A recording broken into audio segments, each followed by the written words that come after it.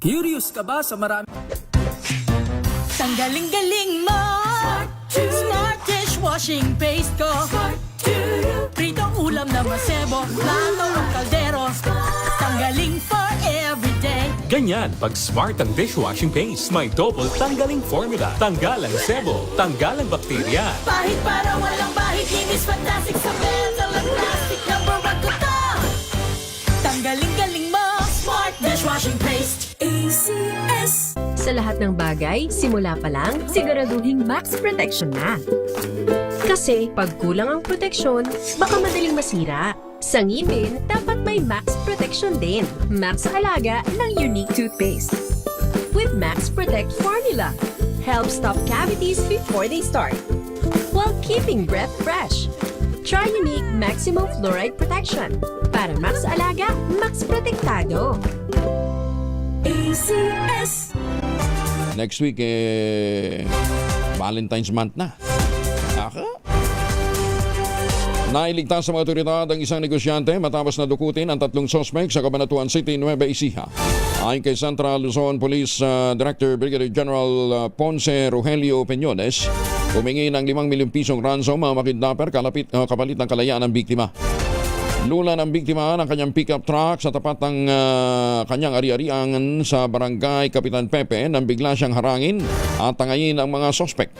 Ginamit ang mga kidnapper ang sasakyan ng biktima sa kanilang pagtakas. Pero habang mabilis na nagmamaneho palayo, nasagasaan nila ang 2 tao sa barangay Bakod. Lalaman sa naturang insidente, napilitan ng mga sospek na iwanan ng biktima sa Purok 1, barangay Bakod Bayan, habang ang sasakyan naman inabandona sa sitio Hacienda Purok 2 sa parehong barangay. Sa mabilis na follow-up operation ng mga pulis, natunton ang isa sa mga sospek sa San Miguel, Bulacan matapos itong subukang ibenta ang cellphone ng biktima. Nakilala ang suspect na pinsan mismo ng negosyante, isang awol na pulis, habang nadakip din ang 2 kasabwat ito sa isinagawang operasyon sa Palayan City. Mantakin mo to. Kamag-anak niya rin yung gumawa ng katarantaduhan. Pero engot din, ano ha? Benta ba naman yung cellphone ng kanyang biktimang kamag-anak nakikid na pinsana? Buti na lang, parang ito yung tumira ng RPG doon sa sa Maguindanao, di ba? Ang ginamit na getaway vehicle, magulang lagamay sa tricycle. Hindi naabutan. Si Alzar Aurelio mula sa Pag-asa, kasama na natin. Good morning, Alzar. Good morning po sa ating lahat. Malakas pa rin yung amihan at naapektuhan sa bansa, lalo sa Luzon at Visayas. Kaya nakakaranas tayo ng malamig na panahon. Yung shear line ay yung titing na lumalapit sa kalupaan at inaasang dadala ito ng pag-ulan sa silangang bahagi ng Visayas at Mindanao. Sa ating lagay na panahon, asahan ng maulap na kanangitan na may mga kalat-kalat na pag-ulan at isolated thunderstorm sa South Leyte at Caraga. Molop din na napapaurin na may inaasang mahihinang pag-ulan sa Cagayan Valley, Cordillera, Aurora at Quezon. Sa lalabing bahagi naman ng bansa, kasama Metro Manila, ay makakaranas ng bahagyang maulap ang kalangitan halos sa buong araw nito. Pero may tsansa pa rin ng mga isolated na mga pag-ulan. Although malakas ang amihan, wala tayong galuanan ngayong araw, pero paalala, mag-ingat pa rin ating mga kababayan na babalak o may plano pumalaot ngayong araw dahil sa katamtaman hanggang sa maalon ng ating mga karagatan, lalo-lalo na sa Luzon at Visayas. Wala naman tayong binabantayan na LPA o bagyo sa loob ng Philippine Area of Responsibility at ganun din sa labas nito. Yan ating update mula sa Pag-asa. Ako po si Alzar D. Aurelio. Maraming salamat, Alzar Aurelio, mula po naman sa Pag-asa. Magandang umaga, Pilipinas! Si Ma'am Dana Sandoval, ang spokesperson ng Bureau of Immigration. Kasama na natin, Ma'am Dana. Good morning. Ay, putol yung linya malu. Ayan, establish natin si Dana. Ayan, Ma'am Dana, good morning. Good morning, magandang umaga po. Ay, Ma'am Dana, thank you sa payong, ha? Ganda ng payong na pinadala mo. Anyway, teka muna. Meron na bang mga patakaran tayong ipinatutupad para sa mga ports of entry natin para dito sa Nipah virus? Kasi may mga airports na sa ang Thailand, meron na eh. Yung mga neighboring ng India. Tayo, anong guidelines? Sa ngayon po, wala pa po tayong natatanggap na abiso galing sa Department of Health. Similar po kasi dun sa COVID, nung COVID virus po, ang DOH po ang magbibigay ng guidance sa ating national government kung ano yung mga steps na kinakailangan if we need to tighten our borders para po sa sakit na ito. Kapag naman po magbigay sila ng abiso na kinakailangan i-implement agad, ma-implement naman po natin yan agad-agad for this particular sickness. Pero wala naman tayong direct flight from Bengal o from any parts ng di ba? Ng India. Walang direct flight to Manila or anywhere sa ating bansa. From what I recall po, wala pong direct Wala, flight, oo. but there are certain parts of India po na meron tayong direct flight. Talaga? Emanating Manila? From what I recall po, but I would have to double check. Pero ngayon wala. Would you- At this point po, wala. Oo, wala. Alam ko wala naman siya. Except Thailand, di ba? May direct flight tayo pupuntang Thailand. Oo. Anyway, yun lang naman medyo siguro maghigpit na kasi naghihigpit na rin yung mga ano ba naman kung mag-test, mag-checking tayo, di ba? Pero meron naman thermal imaging pa rin, di ba? Na naka-locate pag pasok mo ng ng mga airport. Opo, andun pa rin naman Andun po pa rin yung Bureau of Quarantine sa airport natin bago pagka-land po ng mga tao. Sila po yung nag-thermal imaging saka yung visual assessment po ng mga dumadating. Ayun, so meron pa. Yeah. Anyway, number 2, yung Russian vlogger na nagsabing daw siya, meron daw siyang mga na video o na document. Unang tanong, allowed sabi mo kasi, sabi mo sa nabasa kong press release, meron naman pala talaga silang opportunity to have an access sa cellphone. Meron po pero limited lamang. So hindi po dapat sila yung ginagamit freely. Okay. Kasi ang nangyari po parang parang nag-video siya doon ng on a regular time at nag-vlog po siya doon. But the use of their cell phone is supposedly only to contact po their family, their council, o kaya po yung embahada. Hindi po for vlogging at hindi po sa ganun sa Kasi hindi naman po pinagbabawal ito totally. Because hindi naman po ito kulungan but holding facility. Pero ayun nga po, sa nakita natin, mukhang inaabuso. So, dati, meron sino nag-iingat ng cellphone? Doon po sa nakita natin sa investigation po ng management, mukhang yung kanyang kasama po doon sa video, kung maalala niyo po doon sa video, may kasama po siyang nakahiga po sa kama. Mukhang yun po yung nagpupugsit kasi previously na po na na huli itong foreign national na ito na nagpupuslit po ng cellphone. Papasok po ng facility sa tulong po ng kanyang spouse. So, kunwari magdadala ng supplies, pero may mga may mga nakasingit pala na cellphone. So, mukhang din po. Directly, hindi siya. Pero through his kasamahan doon. Okay. Hindi, pero yung ginagamit nila to contact their lawyer, to contact relatives, ano yun? Official cellphone yun ng facility? Noon po yung kanilang personal phone, pero yung personal phone nila, naka-safety po yan doon sa opisina ng ating warden. Ayun. Hindi, kaya nga nagtatanong tayo, bakit pa sila kailangan magpuslit kung meron naman palang allowed na ipasok pagkatapos isa-safekeeping lang ng warden? Di ba? Opo. Hindi po nila pwedeng gamitin pang vlogging yun. Talagang pangtawag lang. Oo. So yung issue ng pagpupuslit papasok, hindi issue yun. Kasi allowed naman talaga sila, but kinakailangan isurrender lang.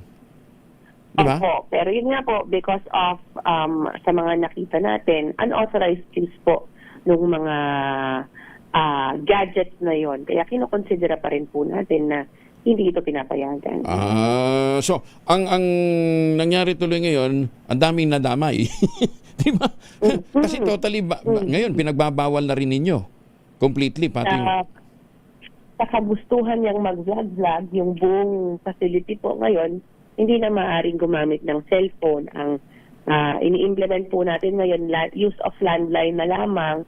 At saka mukhang pagagamitin pa sila ng video call booth. Pero yun po, regulated at doon na sa opisina. Hindi na po sila basta pwedeng makahawak ng kanilang gadget. Ba't may mga nasibak daw? May mga tinanggal dahil dito sa problemang to? Opo, actually last year pa po kasi nung yung pangyayari po, yung post ni Vitalina video, it seemed like it happened po mga June or July. So, nagkaroon na po ng mga alisan during from that period to today because of similar related activities po. So, may 3 na po na naalis sa pwesto nung nakaraang taon. And this year po, after the, nag-raid po, nag-conduct po ng massive raid for the 2 facilities nung Biyernes matapos pong lumabas ito. At nakita po ni Commissioner, marami pa rin nakapuslit na mga cellphones and gadgets. Okay. So, tinanggal po ang 2 namumuno dun sa 2 facility at saka tinanggap po ang courtesy resignation ng warden. Wow. Maraming pinahamak itong si Vitaly, ha? Hindi lang yung mga warden, kundi ang pinahamak nito yung mga kapwa niya dating detainees doon. Ay, totoo yan. Totoo yan po. Oo. Totoo yan. Busit na busit siguro itong mga ito sa kanila ngayon, ha? Ay siya, sige.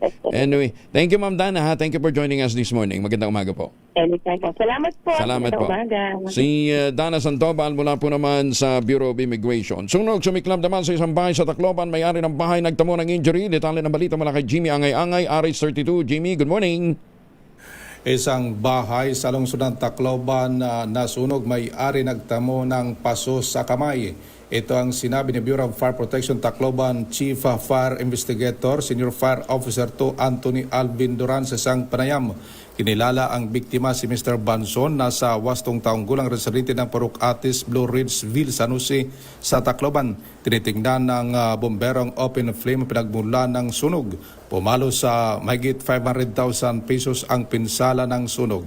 Mula pa sa 911 sa Maynila ang tawag sa bombero at agad naman nakaresponde ang mga BFP personnel sa loob lang ng 3 minuto. Ito na ang pangatlong sunog na nangyari ngayong taon sa lungsod ng Tacloban na karamihan ang pinagbulan dahil sa kandila at napabayaan na sinaing. Mula dito sa DYVL Action Radio Tacloban, ito si RH32 Jimmy Angay-Angay para sa DZRH. Una sa Pilipinas, una sa Pilipino. Daghang salamat, Jimmy. Maupay aga sa mga kababayan natin dyan sa Leyte. May naman sa 20 anti-political dynasty bill sinimula ng talakayin sa Kamara. Detalye na balita mula kay Manang Milky Roganan, RH12 Manang Milky. Binuksan na ng House Committee on Suffrage and Electoral Reforms ang kanilang pagdinig sa hindi bababa sa 20 anti-political dynasty bills. Kasama sa mga dumalo sa hearing ay si House Speaker Faustino D. III na may akda ng House Bill 6771 at co-author niya si House Majority Leader Sandro Marcos. Sa kanyang talumpati, sinabi ni D na matagal nang hinihintay ng sambayanang Pilipino ang pagsasabatas ng anti-political dynasty bill. Ayon kay D, halos 40 taon nang may probisyon sa saligang batas sa pantay na akses sa serbisyo publiko at nagbabawal sa maangkan sa politika pero walang enabling law. Sabi ni D, simula pa lamang ito ng mas malawak na reforma na layuning palakasin ng demokrasya, patas na pagkakataon sa paglilingkod at maibalik ang tiwala ng taong bayan. Sa pinakauling LEDAC meeting, nagbigay na ng direktiba si Pangulong Bongbong Marcos sa Kongreso para aksyonan ang anti-political dynasty bills. Ako si Milky Reguna, nagulat para sa DZRH, una sa Pilipinas, una sa Pilipino. Maraming salamat, Manang Milky. Magandang umaga, Pilipinas! Maupay aga sa mga taga Santa Fe, Leyte. Opisyal lang binuwag ni Japanese Prime Minister Sanae Takaichi ang Parliament ng Japan bilang paghahanda sa gaganaping snap election sa ika-8 ng Pebrero. Sa isang sesyon, binasa ng Speaker ng Parliament ang liham na nagdedeklara ng pagbuwag sa mababang kapulungan lower house ng Japan. Bilang tugon sabay-sabay na isinigaw ng mga mababatas ang tradisyonal na bansay. Bago lisanin ang kapulungan, ang pagbuwag sa 465-member lower house ay hudyat ng pagsisimula ng 12 araw na panahon ng kampanya. Matatandang inanunsyo ni Takaichi, ang kauna-unahang babaeng punong ministro ng Japan, ang kanyang intensyong magpatawag ng halalan noong Lunes. Bagamat 3 buwan pa lamang sa pwesto mula ng mahalal noong Oktubre, nakakuha si Takaichi ng mataas na approval rating na umabot ng 70%. Umaasa ang punong ministro na magagamit niya ang kanyang personal na popularidad upang mapalakas muli ang governing party matapos ang pagbaba ng suporta ng publiko nitong nakaraang taon. 18 na makalipas ang alas 5 ng umaga. Maganda umaga, Pilipinas!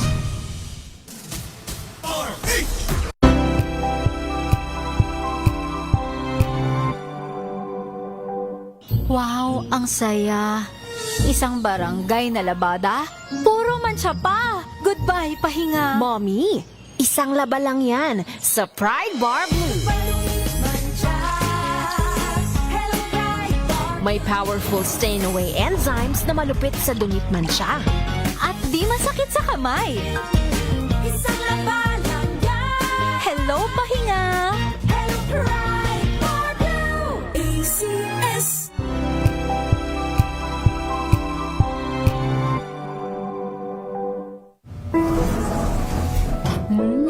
Amoy forever. Amoy LQ. Amoy New Caleb Berry Blues. Amoy kala, amoy good vibes.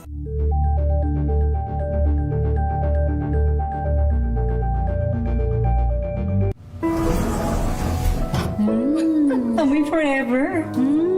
Amoy LQ. Amoy New Caleb Berry Blues.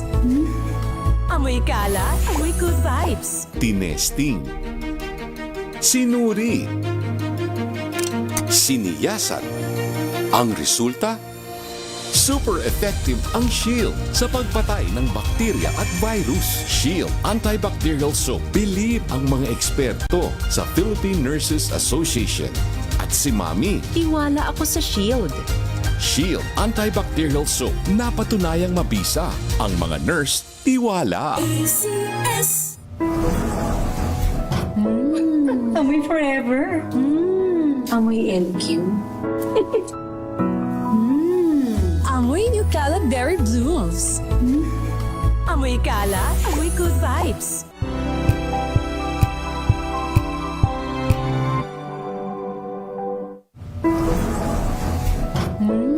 Amoy forever. Amoy LQ. Amoy New Caleb Berry Blues. Amoy kala, amoy good vibes.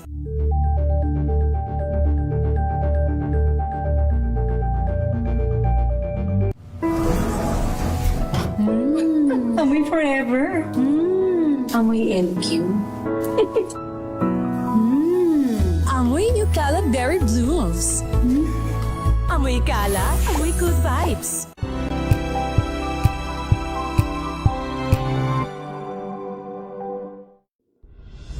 Tuloy-tuloy ang pagtulong, tuloy-tuloy ang pagseserbisyo at tuloy-tuloy ang balitaan kasama si May Binauhan sa Operation Tulong mula Lunes hanggang Biyernes.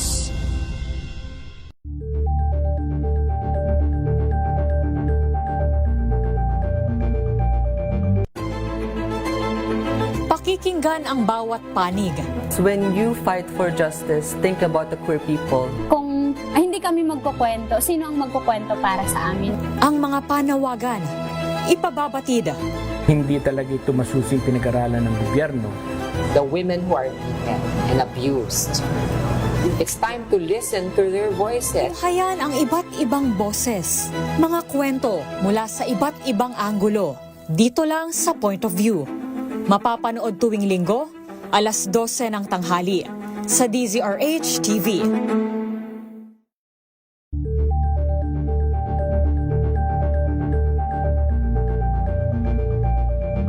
Alamin ang mga maiinit na isyung pambayan, mga balitang kailangan mong malaman, usapin sa pamahalaan, politika, ekonomiya at kabuhayan. Ito ang mga dapat mong malaman, pakialaman at pag-uusapan dahil kayo ang tinig ng mamamayan dito sa Damdaming Bayan.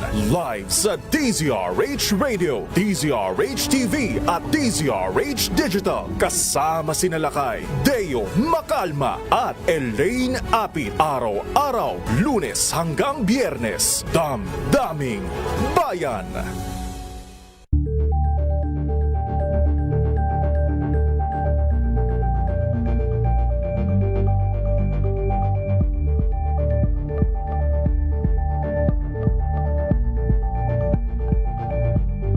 Ito ay bunsod ng naitalang 17 individual na ang kanilang naaresto. Metro Manila Development Authority o MMDA ang No Contact Apprehension Policy o NCAP sa Metro Manila. Sa ang ilang mga dokumento ay peke. Hindi rin legal ang employment na ipinangako sa kanila. Sa mata ng batas, mananagot ang sangkot at may sala. Dahil sa bawat paglabag, may karampatang parusa. Alamin ang mga pananagutan sa likod ng mga bawal. Dito sa Hoy! Bawal Yan! Tuwing Sabado, alas 11:30 ng umaga. Dito lang sa DZRH TV.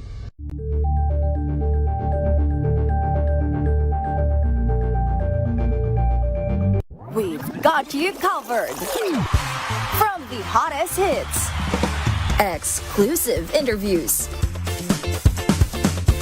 kilig to the bones fan meet experience, and hataw performances of your favorite stars. Saturdays, 12 noon, dito lang sa DZRH TV.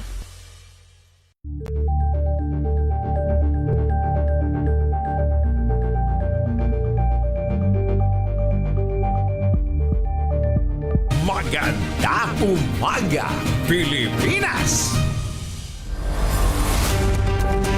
5:25 ang oras sa buong kapuluan. Umabot na sa mahigit 6,000 katao ang kumpirmadong namatay habang dumarami pa ang pinangangambang nasawirin sa gitna ng madugong kilos protesta sa Iran. Hindi ho kasi masyadong naibabalita ho ito, no? Sa gitna ng kaguluhan, dumating na sa gitnang silangan ang USS Abraham Lincoln Aircraft Carrier Strike Group kasama ang mga guided missile destroyer upang pamunuan ang anumang magiging hakbang ng militar ng Estados Unidos sa nagpapatuloy na kaguluhan ngayon sa Iran. Kasunod dito ng babala ni US President Donald Trump na hindi magdadalawang isip ang Amerika na gumamit ng dahas kung magpapatuloy pang pagpatay sa mga mapayapang demonstrador o kaya itutuloy ng Tehran ang planong mass execution ng mga demonstrador. Wala masyadong lumalabas na balita tungkol ho dito sa mga nangyayari sa loob po ng Tehran. Kinilala naman ng Department of Education ang mahalagang papel ng Khan Academy Philippines sa learning recovery at digital innovation ng mahigit 2,700 na mga pampublikong paaralan sa buong bansa. Ayon sa DepEd, mahigit 711,000 na mga mag-aaral at 12,000 na mga guro ang natulungan ng libreng digital learning platform kabilang ang teacher training nang walang dagdag na gastos mula sa pamahalaan. Binigyan din Education Secretary Sani Angara, malaking tulong ang real-time learning data at mastery-based approach ng platform na mabilis na pagtukoy sa learning gaps at pagpapabuti ng classroom instruction. Pinarangalan ng DepEd ang mga leader ng Khan Academy Philippines bilang DepEd Heroes sa pangunguna sa malawakang paggamit ng libre at dekalidad na digital learning tools sa mga paaralan. Mamalengke muna tayo. Nasa 7th Avenue, Caloocan City ngayon si Edwin Duque, RH23. Edwin, good morning. Good morning, my buntag Kuya. Muling tumaas ng 20 pesos ngayon o hanggang 40 pesos yung presyo ng bangos. Dahil kung kahapon ay halos bumaba na hanggang 320 Kuya ngayon, abay 260. 260 ang presyo ng bangos na dagupan dahil sa kulangan daw ng supply. Kaya doon nag-a-adjust ang presyo. Tumas din ang tilapia ng hanggang 150 sa dating 130 kahapon. Dahil ganoon din ang dahilan ng mga vendor dito sa 7th Avenue sa Caloocan. Pero ang galunggong na natiling 280 pesos. Isang linggo na ito, ang yellowfin 300 pesos. Hindi naman gumalawi ang presyo ng mga isda maliban sa shrimps na hanggang tumaas ng mula 140 ay naging 160 hanggang 480 pesos yung bawat kilo. Sa presyo ng karne naman, Kuya, abay tuloy-tuloy yung pagbaba ngayon ng presyo ng baboy. Meron pa kang 270 mula sa dating 280 na naging 300 pa ito noong nakarang linggo. Ang pork chop, 300 pesos. Ang giniling, 280. Pata hulihan, 280. Ang pata unahan, 320. No, abang liempo ay bumaba ng 320. Ang kabig, 500. 460 ang baka. Sa presyo naman ng prutas ko gel ay hindi naman gumalaw yung mga presyo. Pero yung isa sa mga kamatis, yung kamatis, patuloy pang bababa ang presyo mula sa dating 250 pesos pa rin may gel ang presyo. Kaya yung iba, umapakyaw ng kamatis dahil maliban sa pwedeng pangsalad ay pwede rin ito sa maraming luto sa kusina. Ang presyo naman ng bigas mula 35, ang maganda-ganda na yung 40 pesos. Yung itong 60 pesos, ito yung red rice, asmin 53, brown rice 56, yung Japanese rice 56 pesos, yung balagkit naman merong 58, 80 at ang pinakamagandang presyo rin dito yung 100 pesos. Yan, Kuya Jel, ating price monitoring report para rin dito. Dahil natin yung West Park sa Caloocan. Arizona 3, Edwin Duque nagulat sa DCRH, una sa Pilipinas, una sa Pilipinas. Maraming salamat, Edwin. Oy, babala sa mga mahihilig ng mga matatamis na inumin. Yung sobrang asukal daw po, nakakapanot. Tabi-tabi po sa mga O-Club. Good morning, Big Lima. Nagbabala ang mga eksperto sa kalusugan tungkol sa koneksyon ng pag-inom ng mga matatamis na inumin tulad ng soft drinks, energy drinks at sweetened juices na nakapagpapataas ng panganib ng male pattern hair loss o pagkapanot. Batay sa pag-aaral ng mga mananaliksik mula sa Tsinghua University, natuklasan ang mataas na pagkonsumo ng asukal ay may direktang kaugnayan sa pagnipis ng buhok, lalong-lalo na sa mga lalaking may lahi o gene ng pagkapanot. Ayon sa mga siyentipiko, ang labis na asukal ay nagdudulot ng dalawang pangunahing epekto sa katawan na nakasasama sa buhok. Una, yun daw pong insulin spikes. Ang biglaang pagtaas ng insulin ay nakakaapekto sa androgen hormones. Ang mga hormone na ito ang nagiging sanhi ng pagliit ng mga hair follicle. Inflammation, pamamaga o systemic inflammation sa katawan dahil sa asukal at alkohol na sumisira sa kalusugan ng anit at nakapagpapabagal sa pagtubo ng buhok. Ayan, buti na lang si Ray Taladro, ginagaya si Jesus Christ. Nagpahaba ng buhok, Pero, Ray, hindi macho dating mo dyan eh. Mas mukha kang bading eh. Bukod dito, ang sobrang asukal pala at alak ay nakahahad lang din sa tamang pagsipsip ng sustansya o nutrient absorption na kailangan ng katawan para mapanatiling matibay ang bawat hibla ng buhok. Bagamat aminado ang eksperto na ang genetics o lahi at ang stress pa rin ang pangunahing sanhi ng pagkakalbo, pagnipis ng buhok. Malaki ang papel ng nutrisyon upang mapabagal ang paglala nito. Kaya pinapayuhan ang mga lalaki na gawin ang mga sumusunod upang mapangalagaan ang kanilang mga buhok. Bawasan ang asukal at pag-inom ng alak. Pangalawa, kumain ng pagkaing mayaman sa protina. Ayan yan daw po inyong gagawin para hindi kayo maging O-Club. Ayan yung batang-bata pa, mukhang obispo na. Umaga, Pilipinas! Pagpapalakas ng kahandaan sa panahon ng kalamidad, tinalakay naman sa pulong sa Malacanang. Detalye na balita mula kay Let Narciso, RH14. Let, good morning. Pinulong ni Executive Secretary Ralph Recto ang Office of Civil Defense at Department of the Interior and Local Government kasama ang Department of Budget and Management. Tinalakay sa meeting ang mga hakbang para pabilisin ang tulong ng gobyerno sa mga komunidad na tinamaan ng kalamidad. Ayon kay Recto, malinaw ang utos ni Pangulong Ferdinand Marcos Jr. na dapat mabilis at napapanahon ang pagdating ng ayuda sa mga apektadong pamilya. Binigyang diin nito ang pangangailangang pasimplehin ang proseso ng pag-aproba ng mga kahilingan ng lokal na pamahalaan para maiwasan ang delay sa paglalabas ng tulong. Kaugnay nito, inatasan ni Recto ang mga ahensya na tiyaking ang pondo mula sa National DRRM Fund sa ilalim ng Disaster Rehabilitation and Reconstruction Assistance Program ay magsisilbing tulong at hindi hadlang sa agarang aksyon sa mga lugar na apektado. Nangako naman ang DBM, OCD at DILG na magtutulungan para sa mas mabilis at maayos na pagtugon ng gobyerno sa panahon ng kalamidad. Ito si Let Narciso para sa DZRH. Una sa Pilipinas, una sa Pilipino. Maraming salamat, Let. Good morning kay Chairman Roland Paulino. Mayor Sene Mendoza, magandang umaga po sa inyo, ha? Ambassador Hariang Ping, good morning. Ganda, umaga din kay Justice Energito at Justice Max De Leon. Justice Maidas Marquez, si Justice Raul Villanueva. Ma'am Sally, nanay po ni Justice Villanueva na nakatutok din sa atin araw-araw. At syempre si Chief Justice Alex Gasmundo.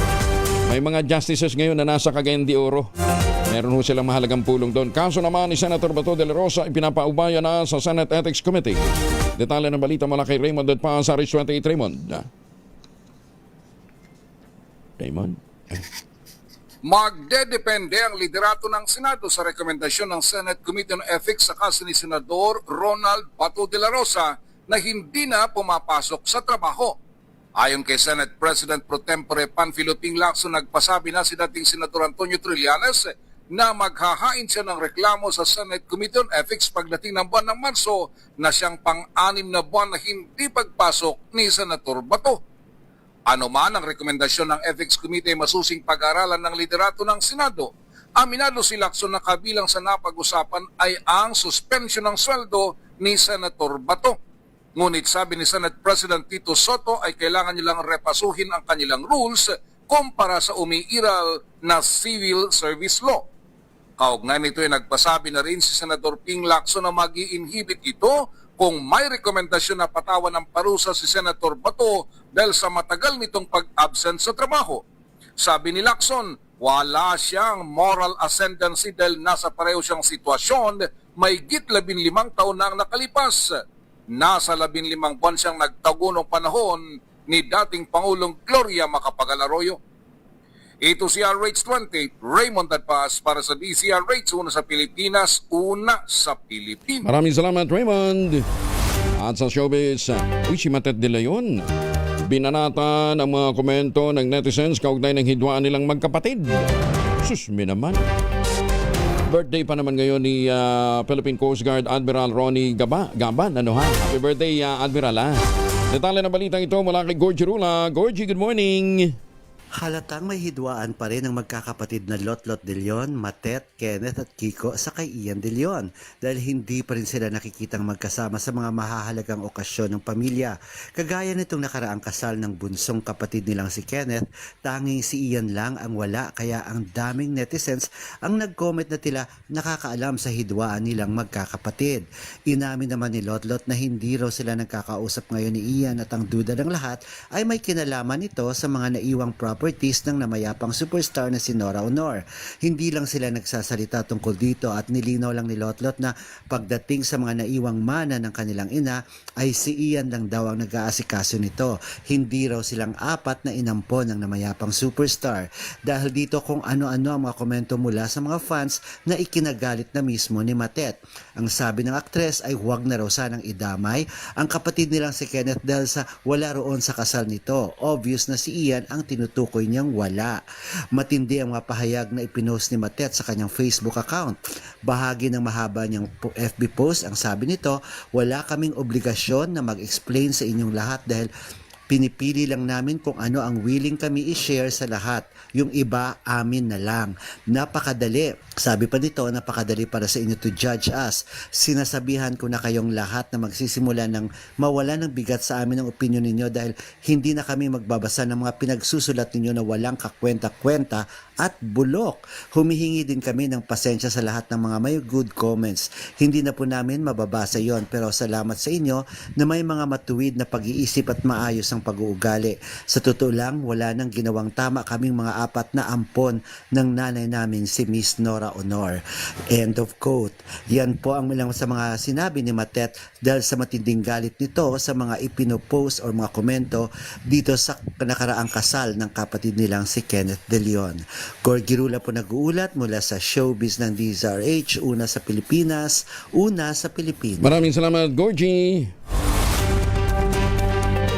38 na makalipas ang alas 5 na umaga, mas pinaigting pa ng Bureau of Internal Revenue ang transparency ng kanilang tax audit sa pamamagitan ng mga bagong reforma. Kabilang dito ang pagbabawas ng assessment units at paglulunsad ng verifier platform para sa mga ini-issuing letter of authority na inabuso ng matagal ng ilang mga tauhan din ho ng BIR noong nasa ilalim ito ng pamumuno ni Commissioner Lumagi. Ito ay sa harap na nagpapatuloy na tax audit ng BIR, makarang alisin ang 2 buwang suspensyon sa pag-i-issue ng mga LOA o LOA at mission order na ngayon ay iniimbestigahan pa rin ho ng Senado. Ayon kay BIR Commissioner Charlito Mendoza, sa ilalim ng bagong sistema, pahihintulutan lamang ang BIR na mag-issue ng LOA sa isang taxpayer 1 beses kada taxable year. Meron na rin na niyang LOA verifier sa mismong website ng BIR kung saan maaaring beripikahin ng mga taxpayer ang pagiging lehitimo ng natatanggap nilang audit order. Bukod dito, isasara na rin ang BIR ang kanilang VAT audit section. Nako, eto ho magandang ginawa ho ninyo ha. Marami hong yumaman dyan na komisyonera. Yan din ang audit task forces na para malimitahan lamang sa regional offices at dedicated units gaya ng large taxpayer service ang kapangyarihan para i-assess ang audit transaction. Ayos yan, Commissioner Charlito Mendoza. In fairness kay Commissioner Mendoza, nagkaroon ho siya ng balasahan dyan sa Bureau of Internal Revenue. Ano ha? At kahit yung may mga kaso pa at kasalukuyang pang iniimbestigahan ng Senado, binigyan niya ng pagkakataong ma-promote. Sarap ng buhay, ano? Iniimbestigahan na may kaso pa. Na-promote pa. Ano? Sana all. Ayan, ha? Sikat at malaking supermarket sa Quezon City na susunog. Uy, nasa galimang alarma na daw po. Ayon po kay Bal Gonzales, RH5 Bal.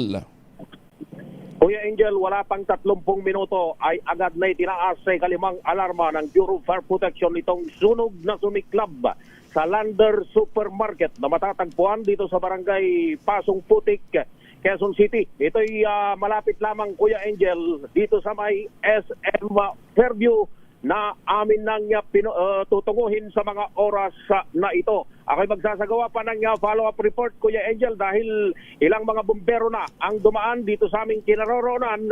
Nagmamadaling mga bumbero dito sa kabaan ng Commonwealth Avenue. Ako si Bal Gonzales, DZRH, una sa Pilipinas, una sa Pilipino. Maraming salamat, Bal Gonzales.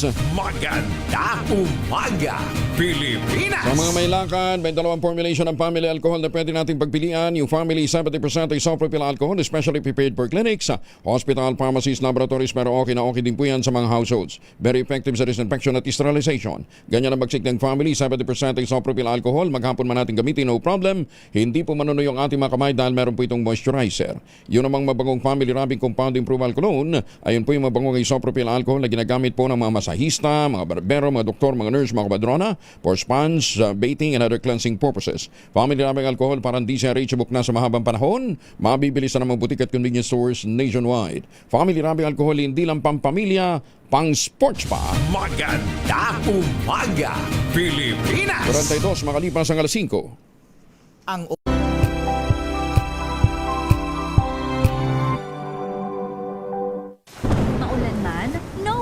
na amoy kulob ang damit. Charm Fabcon, bangong kumakabloom, tanggal amoy kulob sa bango ng Charm. Kaya gamit ko, Charm Fabcon with Bloom Fresh technology. Kills 99.9% of kulob-causing bacteria. May aroma burst pa of thousands of flowers and berries. Ang sampay sa loob, no amoy kulob. Bangong kumakabloom sa Charm. Charm Fabcon. ACS.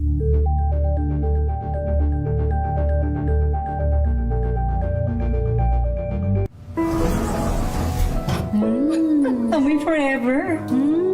Amoy LQ. Amoy New Cala Berry Blooms. Amoy Cala, amoy good vibes.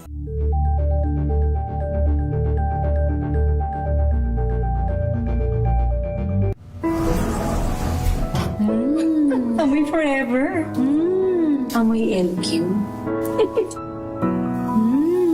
Amoy New Cala Berry Blooms. Amoy Cala, amoy good vibes.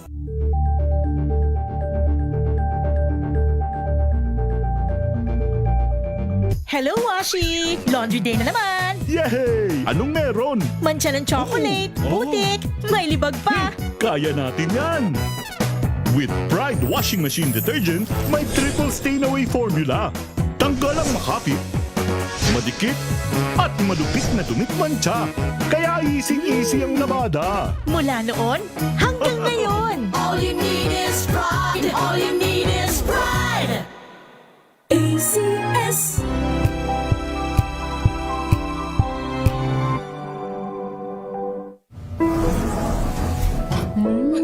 Amoy forever.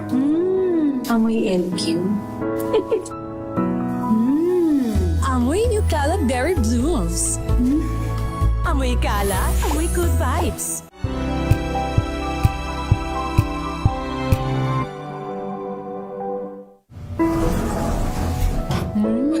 Amoy forever. Amoy LQ. Amoy New Cala Berry Blooms. Amoy Cala, amoy good vibes.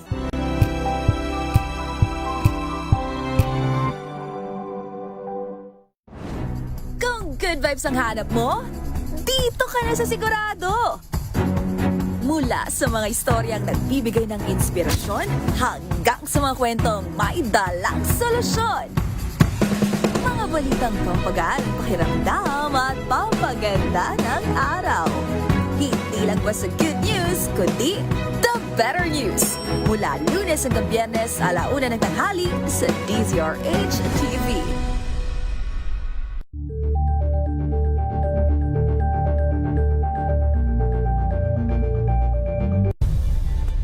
Nagsimula sa pangarap hanggang sa maabot ang tagumpay. Iba't ibang kwento, iba't ibang mukha ng atletang Pilipino. Mas pinatindi, mas pinalakas, at mas pinaaksyon sa Match Point tuwing Sabado, 12:30 ng tanghali sa DZRH TV.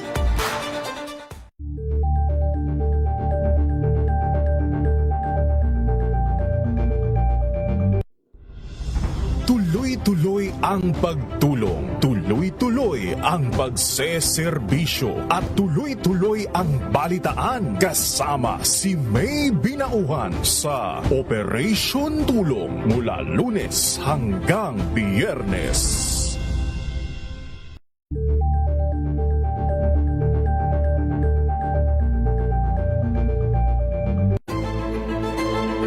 Pakikinggan ang bawat panig. So when you fight for justice, think about the queer people. Kung hindi kami magkukwento, sino ang magkukwento para sa amin? Ang mga panawagan, ipababatid. Hindi talaga ito masusing pinag-aralan ng gobyerno. The women who are beaten and abused. It's time to listen to their voices. Tunghayan ang iba't ibang boses, mga kwento mula sa iba't ibang anggulo. Dito lang sa Point of View. Mapapanood tuwing Linggo, 12:00 ng tanghali sa DZRH TV.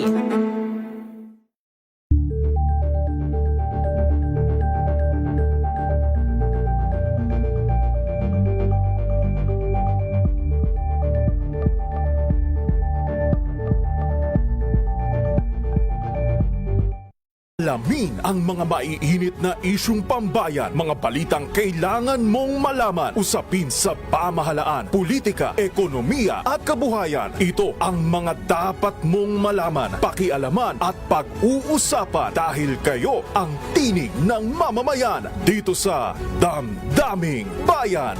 Live sa DZRH Radio, DZRH TV at DZRH Digital. Kasama sinalakay Deo Macalma at Elaine Apit. Araw-araw, Lunes hanggang Biyernes. Damdaming Bayan.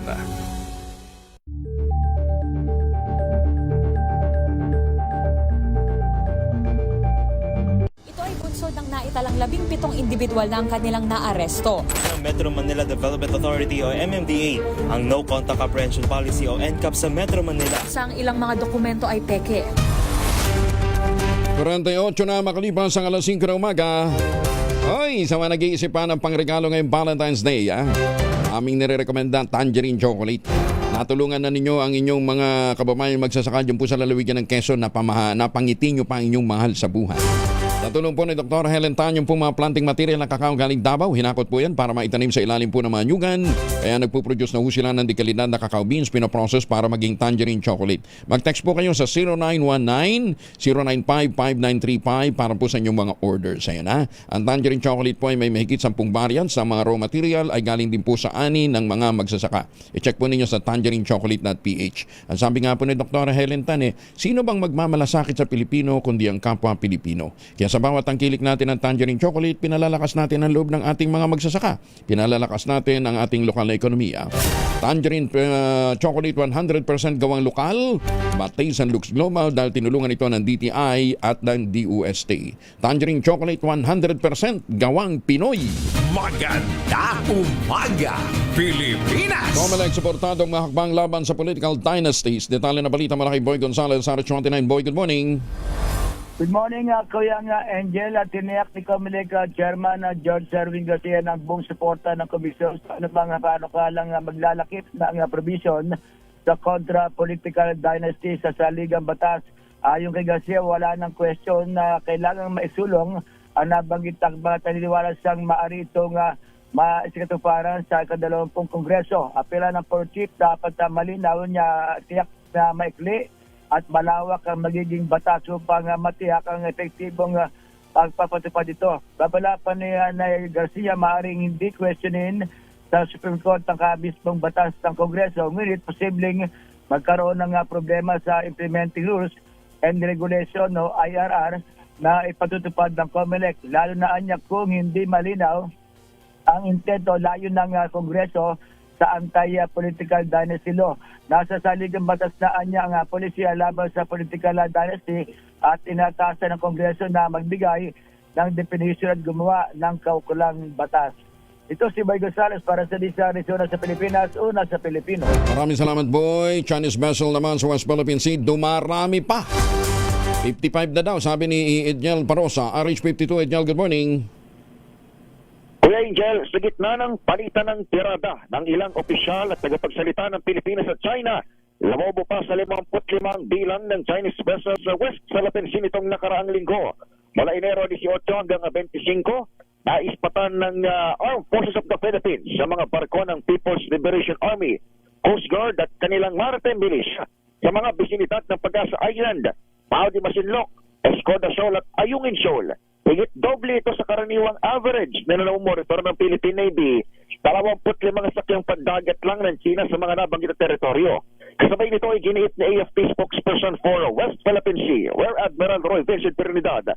Illegal pa rin ang presensya ng Beijing malapit sa Baho de Masinloc na nasa loob ng Philippines Exclusive Economic Zone. Ito ay sa kabila ng pagsagip ng CCG sa mga Pinoy na sakay ng tumaob na MV Devon Bay na tila umano ginamit na bilang propaganda.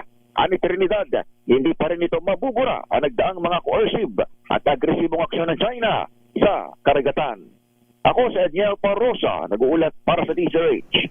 Una sa Pilipinas, una sa Pilipino. Maraming salamat, Edniel. Maganda umaga, Pilipinas! Sino ang taga-senado na lihim palang masaya dahil sa nagpapatuloy na mga investigasyon kaugnay ng mga ghost, mga multo. Dami dyan, di ba? Ghost project, ghost testimony, ghost witnesses, ghost receipt, ghost collection, anything ghost. Yan. Happy daw itong taga-senadong ito. Bakit? Aba, Hindi biro kaya 100 manok. Maganda umaga, Pilipinas! 53 makalipas ang alas 5 ng umaga, nananakit na ba yung mga kasukasuan, nagkakaringkel, sumihina ang kalamnan? Epekto po yan ng pagtanda. Abay, ipinakikilala po ang Ultaplex, isang health drink mula po sa lamikha ng Ultabio, backed by Japanese technology. Ang Ultaplex ay may HCG complex, hydrolyzed marine collagen para sa skin at joints, HMB, pampalakas ng muscles, glucosa green para naman sa ginhawa ng kasukasuan. Available in coffee with stevia at powder drink mix. Kayang bawiin ang galaw, sila, ganda, kahit nagkakaedad na with proper diet and exercise. Hanapin po ang Ultaplex sa Shopee, Lazada at ultamayo.shop. Ang Ultaplex ay hindi gamot at hindi pwedeng gamitin panggamot sa anumang uri ng sakit. If symptoms persist, consult your doctor. 7 minuto pa bago mag-8 ng umaga.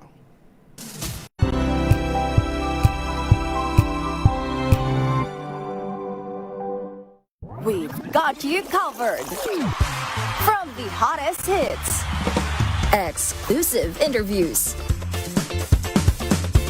kilig to the bones fan meet experience, and hataw performances of your favorite stars.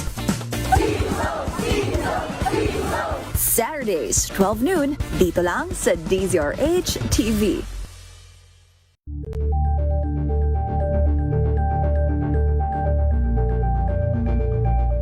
Curious ka ba sa maraming bagay? Kami na ang bahala dyan. Aalamin, tutuklasin at bibigyang linaw namin ang mga katanungang bumabagabag sa inyong isipan. Sa programa kung saan ang bawat sagot ay galing lamang sa mga eksperto. Ang Expert's Opinion, tuwing linggo alas 3 ng hapon, dito lang sa DZRH TV.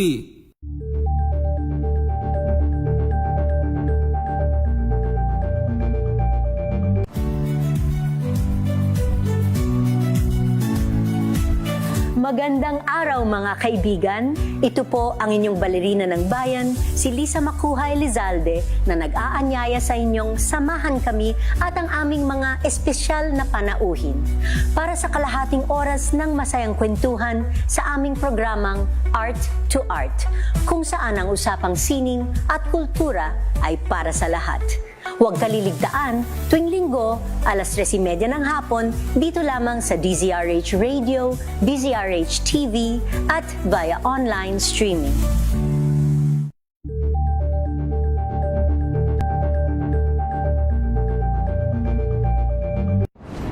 Kung good vibes ang hanap mo, dito ka na sa sigurado!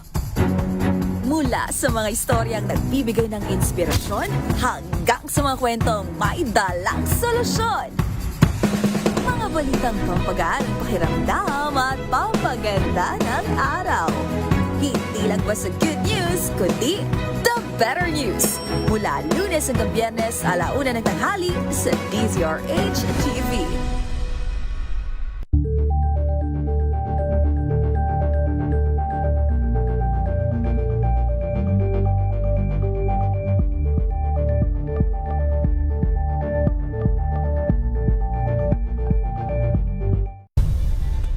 Nagsimula sa pangarap hanggang sa maabot ang tagumpay.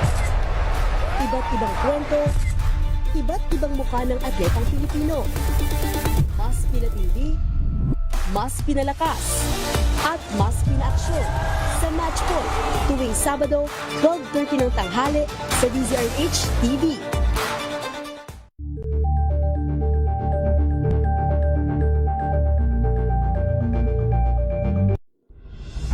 Tuloy-tuloy ang pagtulong, tuloy-tuloy ang pagseserbisyo, at tuloy-tuloy ang balitaan kasama si May Binauhan sa Operation Tulong mula Lunes hanggang Biyernes.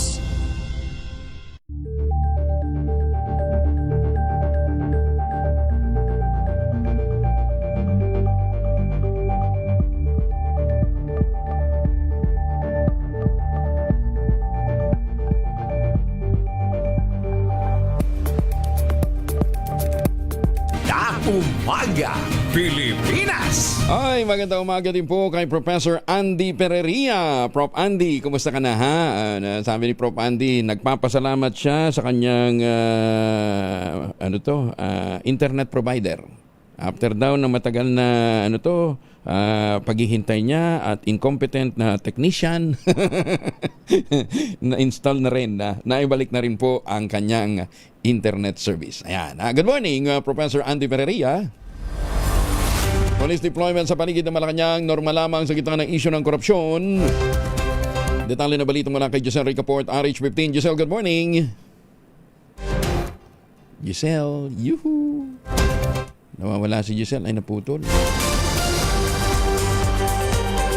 Patuloy na lumalalim ang kontrobersiya ang kinakaharap ni dating House Speaker Martin Romualdez matapos sisiwalat sa isang investigative report ang mga mamahaling ari-arian nito sa ibang bansa na iniuugnay sa kanya. Sa gitna ng mainit na pagsusuri sa issue ng flood control projects, natuklasan ang isang pattern ng pagbili ng multi-million peso properties gamit ang kumpanyang pinatatakbo ng malalapit na kasamahan, kaibigan at fraternity brothers ng dating House Speaker. Kabilang dito ang isang mansyon sa exclusive Soto Grande community sa Spain na binili ng Singapore registered company na may pangalang Cecil Property Pte. Limited noong January 2024. Base sa real estate listing mula 2021 hanggang 2023, tinatayang nasa pagitan ng 444.5 billion pesos hanggang 471.8 million pesos ang halaga ng nasabing mansyon na may lawak na 2,019 square meters at may 16 na kwarto. Balupit, Pero huwag kayong mag-alala, hindi lang ho si dating Speaker Martin Romualdez ang nag-shopping ng lupa. Meron ho tayong hawak na may ebidensya. Merong isang kasisibak na opisyal din, sangkaterma ang naipundar na mga ari-arian. Balikan muna natin si Giselle Ricaport, RH15. Giselle. Kuyang Angel, iginiit ng National Capital Region Police Office na normal pa rin yung kanilang police deployment sa paligid ng Malacanang sa gitna ng tumitinding issue ng korupsyon. Sa pagtatanong ng DZRH, sinabi ni NCRPO Director Major General Anthony Abirin na parehas lamang walang pagbabago sa mga nakatalagang pulis doon. Dinadagdagan lamang anya ito kapag may scheduled na mga kilos protesta malapit sa palasyo kabilang nasa Mindiola. Sabi pa ni Abirin, mga taga-Civil Disturbance Management Unit ng Hanay ang idinideploy kapag ganitong pagkakataon. Pero pagkatapos ng pagkilos, pull out na rin ang deployment. Pakinggan natin. Yung deployment po natin sa Malacanang ay parehas pa rin po.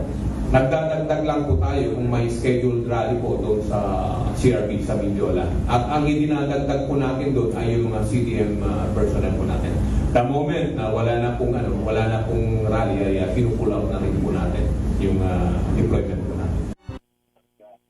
Ito si Giselle Ricaport para sa DZRH sa Pilipinas, una sa Pilipino. Maraming salamat, Giselle.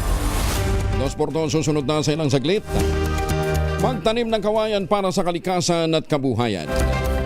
Ang ating quote of the day ngayong araw na ito ay mula po kay Sun Tzu. Ang sabi ho ni Sun Tzu sa kanyang aklat na Art of War, o The Art of War, if your opponent is prone to anger, seek to irritate him. Ay, kaya ba ospital? 2x2, susunod na in just a while, 1 minuto na makalipas ang ACS na umaga. Maganda umaga, Pilipinas!